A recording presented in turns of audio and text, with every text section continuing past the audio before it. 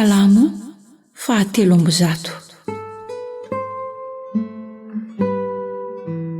Fidirana an'Andriamanitra noho ny fahatsarana sy ny famindram-pony.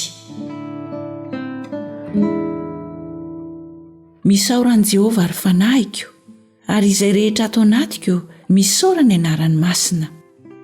Misaoran'i Jehovah ary fanahiko, ary aza misy adonoinao ny fitahiany rehetra, izay mamela ny alokao rehetra, izay manasitrana ny aretinao rehetra, izay manavitra ny ainao tsy hidina ny andavaka, izay manarina famindram-po sy fiantrananao, izay mahavoky soa ny vavanao, ny fahatanoranao mody indray toy ny any voromahery.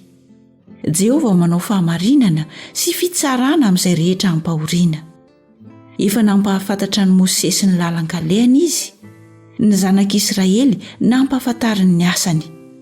Mamindra fo sy miantra Jehovah, mahari-po sady be famindram-po. Tsy mandahateny mandrakariva izy, na mitahiry fahatezerana mandrakizay. Tsy mba manao amintsika araka ny fahotantsika izy, na mamaly antsika araka ny helontsika. Fa tahaka ny avon'ny lanitra ambonin'ny tany, no haben'ny famindram-pony amin'izay matahotra azy.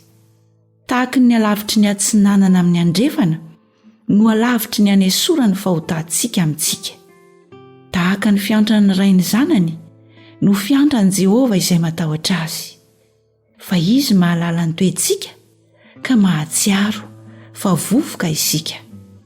Tahaka ny ahitra ny andro zanak'olombelona, tahaka ny vonin-javatra ny an-tsano famoniny, satria tsofony rivotra izy ka lasa, ary tsy mahalala azy intsony ny fitoerany.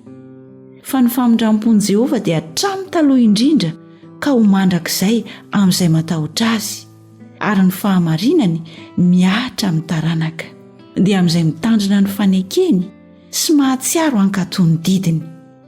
Jehovah efa nampitoetra ny seza fiandrianany any an-danitra, ary ny fanjakany manapaka izao tontolo izao. Misaoran'i Jehovah ianareo anjeliny, dia ianareo izay mahery indrindra sady mankatony didiny, ary miaino ny feon'ny teniny. Misaoran'i Jehovah ny miaramilany rehetra, dia ny mpanompony izay manao ny sitrapony. Misaoran'i Jehovah ny asany rehetra eran'ny fanjakany. Misaoran'i Jehovah ry fanahiko.